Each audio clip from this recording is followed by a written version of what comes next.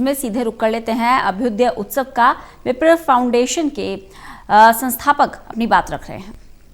माननीय वसुंधरा जी के कार्यकाल के दौरान विप्र फाउंडेशन के इन काम से सरकार ने प्रसन्न होकर, खुश होकर और एक जमीन अलॉट की थी 2000 स्क्वायर मीटर की बीच सेंटर में, मानसरोवर में, और वहां पर 70,000 स्क्वायर फीट का सेंटर फॉर एक्सीलेंस का निर्माण इस विप्र फाउंडेशन के द्वारा किया जा रहा है। 70,000 square feet girls hostel, startups के लिए, आप स्किल डेवलपमेंट के लिए, एंड इससे भी ज्यादा महत्वपूर्ण काम वैदिक रिसर्च के लिए वहां पर विप्र फाउंडेशन का काम शुरू किया जा रहा है। ये वो विप्र फाउंडेशन है जिसने नारी सशक्तिकरण के लिए देश की वस्त्र नगरी गुजरात के सूरत में 3 मंजिला भवन का निर्माण करके और समाज को समर्पित कर दिया है मात्र पिछले 4 वर्षों में। हम लगातार निरंतर, आज इस मंच पर जो लोग बैठे हैं, आदरणीय सत्यनारायण जी शर्मा, हमारे महावीर प्रसाद जी शर्मा राष्ट्रीय अध्यक्ष जी, बनवारी लाल जी सोती, जितेंद्र कुमार जी भारद्वाज, जिनके सानिध्य में, जिनके संरक्षण में ये पूरा आयोजन हो रहा है हमारा यहाँ आज का, ऐसे असंख्य लोगों की टीम पूरे भारतवर्ष के हर राज्य में विप्र फाउंडेशन की है और हम सब मिलकर ये प्रयास कर रहे हैं। ये चाहे कोरोना का समय हो, हमें खुशी है कि एक विप्र केयर का, आप देखिए वहां लोगो लगा है, विप्र citizens assistance and relief in exigencies.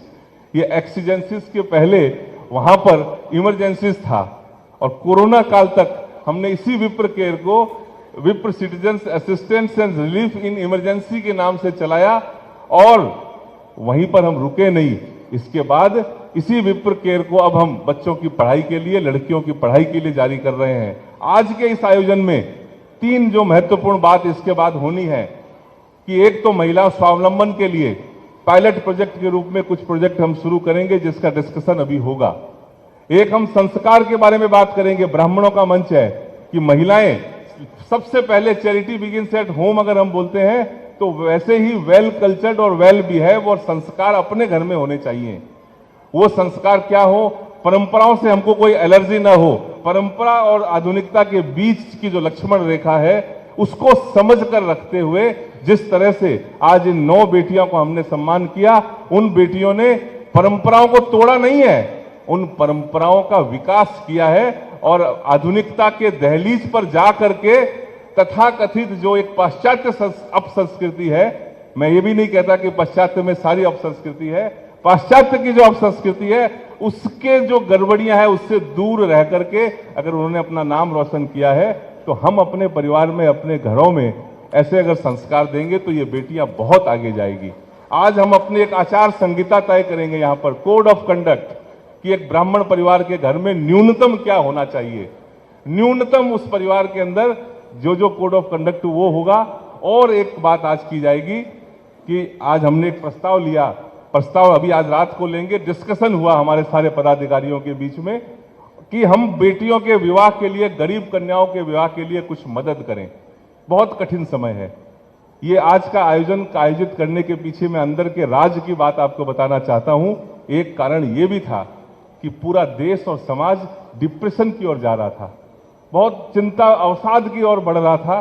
तो हमने तय किया कि हमको इस कोरोना को हराने के लिए एक बार एक आयोजन करें। उस आयोजन में पूरे देश की महिलाएं, पूरे देश के लोग आएंगे, रंग बिरंगे कपड़े पहन करके आएंगे, रंग बिरंगे श्रृंगार करके आएंगे। उनके साथ मिल करके, बहनों को बहनों से मिलके, भाइयों को भाइयों से मिल करके एक परिवार जब आपस में मिलेगा तो उत्साह का वातावरण सृजित होगा और हम शायद उस डिप्रेशन में जाने से समाज को रोक पाएंगे और उसको कुछ करने की प्रेरणा दे पाएंगे।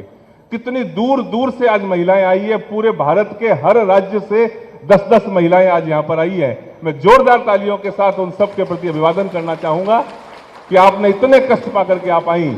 और आज हम संकल्प लेंगे कि 21,000 रुपए एक व्यक्ति, हम ये कोशिश करें कि चाहे अपनी ओर से और चाहे अपने मिलने वालों के द्वारा हम सहयोग करवाएं। एक गरीब के विवाह में 21,000 रुपया हम दें और 100 कन्याओं का विवाह कम से कम इस साल हम करवाने में सहयोग करें। ये भी हम आज एक प्रस्ताव शाम को लाने वाले हैं। और उस प्रस्ताव से एक जो खास बात है उस प्रस्ताव की वो ये है मल्लिका जी, कि ब्राह्मण समाज आज ये तय करेगा कि 100 कन्याओं के विवाह जो हम करेंगे उसमें 11 कन्याएं सफाई कर्मी परिवार के, हरिजन के परिवार की बेटियां होगी। उन बेटियों के विवाह के लिए हम उसके लिए उनके हाथ पीले करने में हम मदद करेंगे। ये ऐसे बहुत सी बातें हैं, मेरे पास शब्द नहीं है कि कितना उत्साह हमारे विप्र फाउंडेशन के परिवार में आज है। सत्यनारायण जी शर्मा जैसे वरिष्ठ व्यक्ति मंच पर बैठे हैं। अभी आपने सुना 7 बार विधायक, 7 टर्म, 35 साल से जो व्यक्ति सत्ता में, अरे काठ की हंडी 1 बार चढ़े, 2 बार चढ़े, 3 बार चढ़े। ये सब लोग इस बात से उत्साहित हैं कि एक अच्छे सोच के परिवार के लोग हमारे साथ जुड़े। आप विप्र फाउंडेशन के परिवार में जितने भी अतिथि आज हमारे आए, जिनका भी सम्मान हुआ, मैं सिर्फ मल्लिका, डॉक्टर मल्लिका नड्डा जी ही नहीं, बल्कि आज जो छोटे छोटी बहनों का, बच्चियों का, स्वाति बैठी है सामने, बार्कलेज बैंक, अभी मैंने सुना बार्कलेज बैंक की वाइस प्रेसिडेंट रही, और अमेजॉन जैसी एक इतने बड़े प्लेटफॉर्म की global HR head. Global HR head का मतलब आप समझ सकते हैं कि एक एचआर में she can appoint, she can hire, मैंने थाउजेंड्स ऑफ पीपुल, हजारों लोगों को, सैकड़ों लोगों को नौकरी दे सकती हैं। और वहां पे वो ये कह भी रही है कि मैं 5 को भी अगर कुछ काम में लगा पाऊं तो मुझे खुशी होगी। ऐसी ऐसी विभूतियां हैं। आप सब मिल करके आइए, हम सब मिल करके इस राष्ट्र निर्माण का जो एक अभियान चल रहा है, भारत को फिर से विश्व गुरु बनाने की जो बात चल रही है, ये भाषणों से विश्व गुरु नहीं बनेगा। मुझे लोग कहते हैं कि सुशील जी यार आप ये ब्राह्मण बहुत करते हो आजकल, मैं सिर्फ भारत को विश्व गुरु बनाऊंगा यही कहता रहूं तो बनाऊंगा कहां से? मेरी जो सामर्थ्य है, मेरी जो अप्रोच है, मैं पहले वहां से तो शुरू करूं। मैंने जिस घर में जन्म लिया है, जिस समाज में जन्म लिया है, मैं वहां से शुरू करूं। तो हम तो बहुत छोटे से कार्यकर्ता हैं, बहुत छोटे से आदमी हैं, और छोटे मंच से हम अपना काम कर रहे हैं। लेकिन ये तय है कि हिंदुस्तान के ब्राह्मण समाज को एक मंच पर ला करके, एक सोच पर ला करके रखने की बात को हम छोड़ेंगे नहीं। जो लोग कल तक कहते थे कि ब्राह्मण केकड़े होते हैं और वो आपस में लड़ते हैं, आपस में झगड़ते हैं, इस मिथ को हम तोड़ करके दिखाएंगे। ये आज आपको इस महिला दिवस पर ये हमारा वादा है। आप सबका बहुत बहुत धन्यवाद। नमस्कार, जय परशुराम। धन्यवाद, बहुत बहुत धन्यवाद सुशील भैया। आपने जो बात कही है कि आप छोटे से मन से छोटे से कार्यों को कर रहे हैं, एक छोटी सी आधे मिनट की कहानी मैं ज़रूर अभी इस समय सुनाना चाहूँगी। केवल आधे मिनट की ये कहानी है। एक बार सूर्यदेव अवकाश पर गए और उन्होंने जाते समय सभी देवताओं को बुलाया और पूछा कि मैं अवकाश पर जा रहा हूँ, मेरा दायित्व लेगा कौन? सभी ने हाथ जोड़ लिए, देव आप जितनी सामर्थ्य हम में नहीं है। लेकिन तभी एक छोटा सा दीपक टिमटिमाता हुआ वहाँ आया और उसने कहा मुझ में जितनी सामर्थ्य होगी मैं आपके हिस्से का दायित्व पूरा करूँगा और उस अंधेरे को दूर करने का प्रयास करूँगा। तो ये छोटे छोटे आप जैसे दीप और ये बड़े बड़े मल्लिका जी और ममता दीदी जैसे महादीप जो अपने अपने हिस्से का प्रकाश फैलाकर इस जग को प्रकाशमान करने की कोशिश कर रहे हैं। और आप सभी छोटे छोटे दीपों का सभी का हार्दिक अभिनंदन, बहुत बहुत स्वागत। और हमारा गौरव, हमारा अभिमान, हमारी बहन डॉक्टर मल्लिका नड्डा जी। मैं ये कहूँगी कि हर आँख यहाँ यूं तो बहुत रोती है, हर बूंद मगर अश्क नहीं होती है, पर देख के रो दे जो जमाने का गम, उस आँख से गिरे वो आंसू नहीं मोती है। सचमुच दूसरों के दुख दर्द को अपनी पलकों के स्पंदन में, अपने हृदय की धड़कनों में महसूस करना हर किसी के बूते की बात नहीं होती है। मल्लिका दी जैसे लोग होते हैं जिन्होंने कभी ये कबूल नहीं किया कि किसी के सोने के लिए तो रेशमी बिस्तरा हो और किसी को चटाई भी मयस्सर न हो। ऐसी मल्लिका दीदी का एक छोटा सा परिचय, वैसे तो आपने बहुत गहरा परिचय मल्लिका दीदी का दिया है जो हम सब मालूम नहीं था। मैंने बहुत आपका नेट से ढूंढने का प्रयास किया, लेकिन ये सब परिचय मुझे नहीं मालूम था जो सुशील भैया आपने कहा। शायद मुझे पहले कहते तो मैं रात को बैठकर इतनी मेहनत नहीं करती, लेकिन फिर भी मल्लिका दीदी का एक छोटा सा परिचय मैं यहाँ देना चाहूँगी। यूँ तो मल्लिका जी का परिचय बहुत बड़ा है और बहुत छोटा भी है। मैं कहूँ कि बहुत छोटा सा आपका परिचय है। बस ये कह दें कि दिव्यांगों की सेवा, दिव्यांगों की जीवन गुणवत्ता बढ़ाने के लिए समर्पित जीवन, तो शायद आपका परिचय पूरा हो जाएगा। मल्लिका दीदी, क्या मैं गलत कह रही हूँ? लेकिन फिर भी मेरा दायित्व है कि एक छोटा सा परिचय, पूरे देश भर से हमारी बहनें यहाँ आई है तो आपका मैं पहुँचाऊँ। आपका प्रसन्नचित्त व्यक्तित्व स्वयं अपने आप में उस सेवा और संतोष को परिलक्षित करता है, प्रतिबिंबित करता है जो आपने दिव्यांगों के लिए अपनी सेवाएं दी है। मल्लिका जी विद्यार्थी काल से ही मेधावी के अतिरिक्त सामाजिक दायित्व बोध से परिपूर्ण और राजनीतिक चेतना से तरंगित रही हैं। आप छात्र काल में जबलपुर सेवा भारती संस्था, जो कि दिव्यांगजनों के लिए विशेष रूप से कार्य करती है, उसकी संस्थापक सदस्य रही हैं। ये एक सुखद संयोग ही कहा जाएगा कि मल्लिका जी जैसी समाजसेवी शिक्षाविद आपका विवाह कर्मठ प्रतिबद्ध राष्ट्रीय चेतना से अभिभूत राजनीतिक व्यक्तित्व श्री जेपी नड्डा जी से हुआ। विवाह के बाद मल्लिका जी ने हिमाचल को अपनी कर्मभूमि बनाया। शिमला में इतिहास की प्रोफेसर होने के अतिरिक्त आप चेतना संस्था की संस्थापक और प्रमुख भी रही हैं। चेतना दिव्यांगों की क्षमता निर्माण, औपचारिक अनौपचारिक शिक्षा, स्वास्थ्य देखभाल और सामाजिक एकीकरण को समर्पित संस्था है। आपके उत्कृष्ट उपलब्धियों में से एक विशेष ओलंपिक भारत के हिमाचल अध्याय की स्थापना भी है। आपके नेतृत्व में इस अध्याय ने वर्ष 2002 में दिव्यांग बच्चों के लिए विशेष ओलंपिक नेशनल गेम्स का आयोजन किया गया और पिछले 18 वर्षों से इस संस्थान ने विभिन्न खेलों में विशेष एथलीटों की भागीदारी बढ़ाने में महत्वपूर्ण भूमिका निभाई है। हमारा गौरव, हमारा अभिमान डॉक्टर मल्लिका नड्डा जी।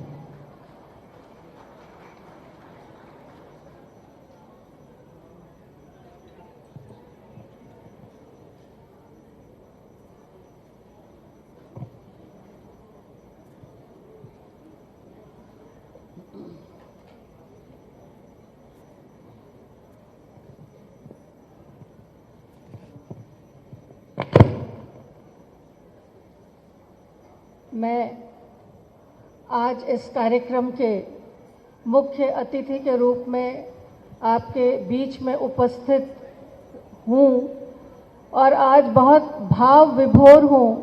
जिस तरह का परिचय मेरा यहाँ मंच से कराया गया, मैं भी एक छोटा सा दीपक ही हूँ और एक दीपक की तरह ही समाज में रोशनी फैलाते रहे, ये हम सब का परम कर्तव्य है और हम सब मिलके इसी कार्य को आगे बढ़ाएं।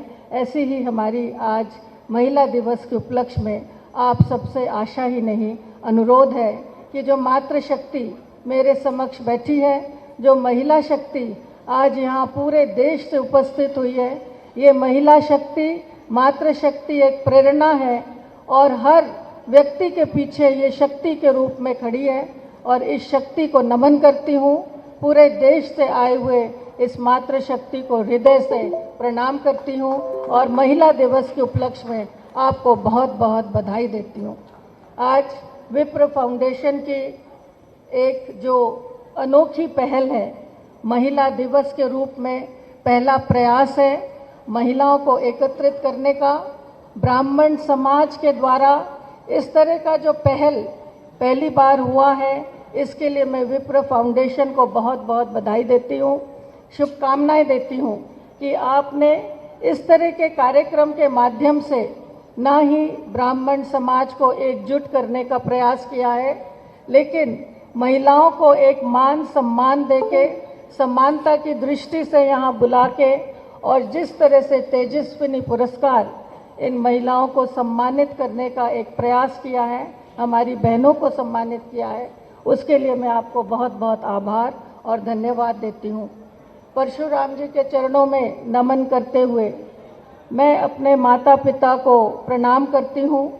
यहाँ मंच पर आसीन विप्र फाउंडेशन के सम्मान्य सुशील ओझा जी जो संयोजक हैं, हमारे बड़े भाई समान हैं, इनका बहुत बहुत आभार व्यक्त करती हूँ, जिन्होंने मेरे परिवार की एक परिचय देते हुए मेरा ही नहीं मेरे पूरे परिवार का मान सम्मान बढ़ाया है। यही मैं ममता शर्मा जी, चंद्रकांता पुरोहित जी, जिन्होंने इस महिला समागम को एक रूप दिया और इतने हमारे बीच में बहनों को बुलाकर एक आयोजन किया, उनको भी बहुत बहुत बधाई देती हूँ और आभार व्यक्त करती हूँ कि उन्होंने मुझे यहाँ आने का मौका दिया। श्रीमती लता जी, ज्योति जोशी जी, लक्ष्मी देवी जी, कमलेश शर्मा जी जो मंच पर सब उपस्थित हैं, उन सबको मैं हृदय से नमन करती हूँ। रमेश कौशिक जी जो मध्य प्रदेश से हैं, सत्यनारायण शर्मा जी जो हमारे माता जी के साथ विधायक रहे हैं, तभी उनको हमारे माता जी का इतना परिचय था, और पिताजी छत्तीसगढ़ में संघ के प्रचारक के रूप में उन्होंने कार्य किया था। इस छत्तीसगढ़ के वासी होने के कारण रमेश जी ने ये विशेष परिचय और विशेष सम्मान जो मेरे परिवार को दिया है, उसके लिए मैं आपके प्रति बहुत आभार व्यक्त करती हूँ। हमारे बीच में हमारे भाई साहब उपस्थित हैं, जिन्होंने आज मुझे यहाँ आने की प्रेरणा दी। मैं कल तक हिमाचल प्रदेश में एक विकलांगों के कार्यक्रम में उपस्थित थी।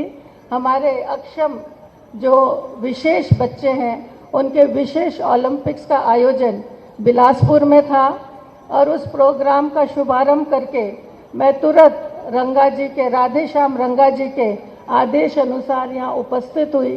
तो मैं उनके प्रति भी अपना आभार व्यक्त करती हूँ कि उन्होंने अगर इतना अधिकार पूर्वक मुझे आदेश नहीं दिया होता तो शायद मैं आज इस कार्यक्रम में नहीं पहुँच पाती, और आप सबसे मिलने का और आप सबके दर्शन का जो एक अवसर है वो शायद मुझे नहीं मिल पाता।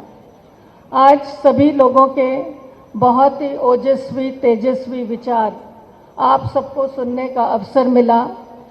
मुख्य अतिथि के रूप में मुझे भी यहाँ बोलने की आवश्यकता है, इसीलिए मैं आप सबके बीच में आज यहाँ खड़ी हूँ। लेकिन मुझे लगता है आज सभी माताएं बहनें यहाँ थक चुकी होंगी सभी के व्याख्यान सुन के, इसीलिए अब भोजन की तरफ जाने को सब उत्सुक होंगे। तो मैं ज़्यादा समय न लेते हुए यही कहना चाहती हूँ कि जो महिलाएं हैं वो देवी का स्वरूप तो है ही, और हमारे शास्त्रों में जो कहा गया है कि यत्र नार्यस्त पूजन्ते तत्र रमयन्ते देवता, तो जहाँ नारियों की पूजा होती है वहाँ देवता का वास होता है। और हमारी सभ्यता और संस्कृति में हमेशा नारी को एक मान सम्मान दिया गया है और एक पूजनीय स्थान दिया गया है। अभी हमारी एक बहन ने कहा कि मुझे गर्व है कि हमने भारत की धरती पे जन्म लिया है जहाँ महिलाओं को इतना मान सम्मान दिया जाता है।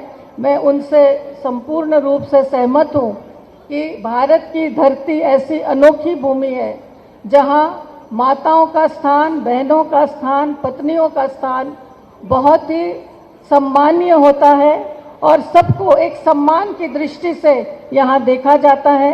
लेकिन समाज में पतन बहुत आया है और इस पतन की वजह से आज जो अत्याचार, अनाचार, दुराचार महिलाओं के साथ, लड़कियों के साथ हो रहा है, इसके लिए कहीं ना कहीं परिवार में संस्कार, इस बात की कमी पाई जा रही है।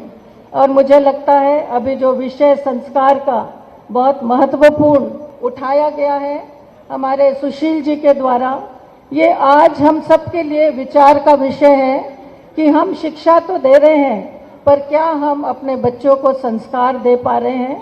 संस्कार जो ब्राह्मण परिवारों में होता था, क्या आज वो संस्कार हमको उन परिवारों में मिलते हैं?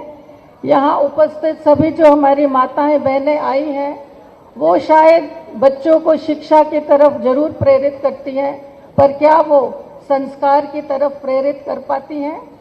संस्कार संकल्प जैसा एक पत्रक आज मेरे को यहाँ प्राप्त हुआ और मैं बहुत बधाई दूंगी। अभ्युदय उत्सव के माध्यम से महिला समागम में जो ये एक पत्रक निकाला गया है जिसमें ये लिखा गया है कि आज हम सब यहाँ संस्कार संकल्प लेकर जाएंगे, और उन संस्कार संकल्प में बहुत साधारण सी बातें लिखी गई है जो शायद आज हमारे घरों से लुप्त होता जा रहा है। और उसमें एक सामान्य सी बात मुझे जो लगी, सूर्योदय से पूर्व उठने का अभ्यास करें। आज ये बिल्कुल ही सभी परिवारों से ये विषय लुप्त हो चुका है कि सूर्योदय के पहले उठने का प्रयास करें। गुड मॉर्निंग, गुड नाइट की जगह राम राम, जय माता दी ऐसे अभिवादन के शब्द इस्तेमाल करें। घर में पूजा स्थल में नित्य प्रार्थना करें। नियमित गौ ग्रास या उसके निमित्त राशि प्रदान करें। श्रद्धा अनुसार प्रवृत्ति जागृत, दान की प्रवृत्ति जागृत करें और परिवार में बेटा बेटी बहू में भेद ना करें, बुजुर्गों एवं महिलाओं का सम्मान करें। ऐसे छोटे छोटे विषय इस पत्रक में लिखे गए हैं और मुझे लगता है ये आज एक बहुत महत्वपूर्ण विषय है। यहाँ मंच से ममता जी ने गांव में जागरूकता लाने के विषय में बताया। मैं आप सबको बताना चाहूँगी कि हमारे पूरे देश में 2.5 लाख ग्राम पंचायत है और अगर 2.5 लाख ग्राम पंचायतों में 50% आरक्षण की हम महिलाओं को जो दिया गया है बात करते हैं तो 1,25,000 महिलाएं ग्राम की प्रधानें हैं, पंचायत प्रधानें हैं और मेंबर हैं। तो हमारी महिलाएं गांव में जागरूक है, सजग है और एक जनप्रतिनिधि की भूमिका निभा रही हैं, जिसमें वो ना ही अपने ग्राम के विकास के कार्य कर रही हैं, लेकिन ग्राम के विकास के साथ साथ महिला सशक्तिकरण के कार्य भी कर रही हैं। इस जागरूकता को लाने में बहुत बड़ी भूमिका हमारे जो राजनीतिक दल हैं उनका रहा है, जिन्होंने 50% आरक्षण देकर गांव के स्तर पर महिलाओं को एक सशक्तिकरण के विषय को उठाया है। वहीं मैं काफ़ी सारे वक्ताओं के विषय सुन रही थी, उसमें मुझे लगा कि हमारी संस्कृति ने स्त्री पुरुष में कंपटीशन नहीं, परस्पर में समानता और परस्पर में एक दूसरे के साथ को देने की बात की है। यहाँ इस मंच से ये भी कहा गया कि हमको अपने अधिकारों की लड़ाई लड़नी चाहिए, लेकिन अधिकारों की लड़ाई के साथ साथ अपने कर्तव्य का पालन करना चाहिए। ये भी एक बहुत महत्वपूर्ण विषय है और हम सबको कर्तव्यों के प्रति ज़्यादा जागरूक होने की आज आवश्यकता है। अधिकारों के प्रति हम जितने जागरूक हैं उतने ही हमको कर्तव्यों के प्रति जागरूक होने की आवश्यकता है, ऐसा मुझे लगता है। हम अधिकारों की लड़ाई लड़ते लड़ते कहीं हम अपने कर्तव्य से विमुक्त नहीं होते जा रहे हैं। इस बात को आज समझने की बहुत आवश्यकता है। जहाँ पढ़े लिखे महिलाएं आज रोजगार में हैं और बहुत बड़े बड़े मल्टीनेशनल्स में काम कर रही हैं, वहीं वो अपने परिवार के बारे में शायद सोचना भूल जाती हैं। वो अपने परिवार में संतान की आवश्यकता को भी महत्व नहीं देती है। क्या ये आज के युग में ये हमारे समाज को किस दिशा में ले जा रहा है? अगर पति पत्नी बहुत मल्टीनेशनल कंपनीज में काम कर रहे हैं तो वो ये बोलते हैं कि हमारे पास समय नहीं है कि हम परिवार बढ़ाएं और परिवार का लालन पालन करें। तो आज हम ब्राह्मण समाज के लिए ये भी एक चिंता का विषय है कि जो समृद्ध परिवार है, जो शिक्षित परिवार है, जो अच्छे परिवार है, जो पढ़े लिखे परिवार है, उनकी जनसंख्या कहाँ जा रही है? और आज उनकी जनसंख्या और औरों की जनसंख्या के बीच में जो एक असमानता आ रही है, वो भी समाज की कुरीतियों का एक मुख्य जड़ है। और समाज में जो आज कुरीतियाँ फैल रही है, चाहे छात्राओं के प्रति, महिलाओं के प्रति दुराचार और अत्याचार का, वो यही है कि अच्छे परिवार कम होते जा रहे हैं, शिक्षित परिवार कम होते जा रहे हैं और जो परिवार अच्छे संतान आगे बढ़ा सकता है, बना सकता है और राष्ट्र की सेवा में आगे ला सकता है, उन परिवारों में आज एक भी संतान नहीं है। ऐसी एक विषम परिस्थिति हमारे समाज में पैदा हो रही है। तो मुझे लगता है यहाँ जितनी मातृशक्ति उपस्थित है, उस मातृशक्ति को, अपने बेटियों को ये भी एक तरह का शिक्षा देने की आवश्यकता है कि कार्य, शिक्षा, पढ़ाई, नौकरी के साथ साथ एक परिवार भी रहना हमारे सामाजिक बैलेंस के लिए जरूरी है। बिना परिवार का हम कुछ भी नहीं है। परिवार है तो हम हैं, परिवार नहीं है तो हमारा कोई अस्तित्व ही नहीं है। इसीलिए आज ये एक बहुत महत्वपूर्ण विषय है जिसको हम शायद शिक्षा, नौकरी, अपना लक्ष्य, इन सब के प्राप्ति में शायद भूलते कहीं चले जा रहे हैं। लेकिन मुझे पूरी आशा और उम्मीद है कि जिस तरह से विप्रा एक फाउंडेशन दिशा देने का कार्य कर रहा है और आज कई सारे प्रस्ताव पारित करने वाले हैं, इन प्रस्तावों में इस तरह के प्रस्ताव भी आप ज़रूर पारित करें कि परिवार हमारे लिए महत्वपूर्ण है। परिवार का भरण पोषण, देखभाल और अच्छे नागरिक हमारे को अपने देश के लिए कितने आवश्यक है, इस पे हम सबको विचार करने की बहुत आवश्यकता है। मैं यहाँ बधाई देना चाहूँगी जो भी हमारी बहनों को यहाँ पुरस्कृत किया गया, उनमें तेजस्विनी पुरस्कार पाने वाले सुरभि, युक्ति, स्वाति, सुधा, शालिनी, नूपुर, अंजलि, मीनाक्षी, सीमा और हमारे बहुत आदरणीय सुषमा स्वराज जी की सुपुत्री बांसुरी, जिन्होंने अपना वक्तव्य आप सबके सामने रखा। इन सभी ओजस्वी, तेजस्विनी पुरस्कार विजेताओं को मैं बहुत बधाई देती हूँ। आप सभी आने वाली पीढ़ी के लिए एक रोशनी है, एक प्रेरणा है और आप सबको देखकर हमारी अगली पीढ़ी प्रेरणा लेते हुए आगे बढ़ेगी। मैं एक बार पुनः इस मंच से आप सबको इस कार्य को आगे बढ़ाने के लिए बहुत शुभकामनाएं देती हूँ। और आप सबको एक प्रश्न चिन्ह भी होता होगा कि नड्डा कैसे ब्राह्मण है। नड्डा शब्द सबने सुना नहीं होगा, तो मैं यहाँ बताना चाहती हूँ कि वैसे तो शर्मा हमारा नड्डा जी का सरनेम था, लेकिन पंजाब के नडियाल गांव से बिलोंग करते थे, इसीलिए नडियाल से नड्डा सरनेम हो गया। तो नड्डा ब्राह्मण परिवार के से ही आते हैं और हिमाचल में आपको बहुत नड्डा परिवार मिलेंगे और ये नड्डा परिवार शर्मा ही हैं, पर नडियाल गांव के कारण नड्डा एक उपाधि के तौर पे और नाम के तौर पे जुड़ गया है। हम ब्राह्मण समाज के साथ खड़े हैं। हमारे माध्यम से जो भी कार्य ब्राह्मण समाज के एकजुटता के लिए, प्रगति के लिए और हमारे बीच में जो महिलाएं हैं, जो बहनें हैं, इनके विकास के लिए होगा, वो हम सब मिलके अवश्य करेंगे। मैं आपके परिवार की सदस्य आज से बन गई हूँ, इसीलिए मेरे को परिवार के सदस्य के नाते आप जो भी जिम्मेवारी देंगे उस जिम्मेवारी का मैं हृदय से निर्वहन करूँगी। आपका बहुत बहुत आभार और धन्यवाद। धन्यवाद, बहुत बहुत धन्यवाद डॉक्टर मल्लिका जी और हम सब की बहन जो आज से इस परिवार में शामिल हुई हैं और पूरे साल चलने वाले हमारे समारोहों में हमारे साथ शरीक होती रहेंगी। और भाई साहब, बड़े धैर्य से आप इतनी देर से हमें सुन रहे हैं।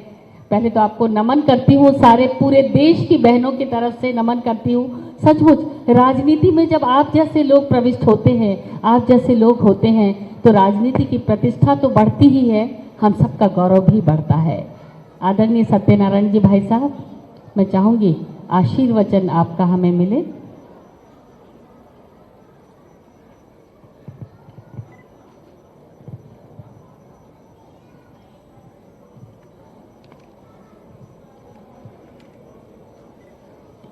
मुख्य अतिथि की आसंदी से हमारी बहन ने जो आज हम सबको संदेश दिया है, इसके लिए उनके प्रति हम कृतज्ञता व्यक्त करते हैं। इनकी माताजी के साथ मैंने काम किया, मैंने हमेशा उनको दीदी कहा और जब भी मैं जबलपुर प्रवास पर गया उनसे बराबर। तो विप्र फाउंडेशन की तरफ से कार्यक्रम का आयोजन अंतर्राष्ट्रीय महिला दिवस के मौके पर महिलाओं को सम्मानित किया जा रहा है।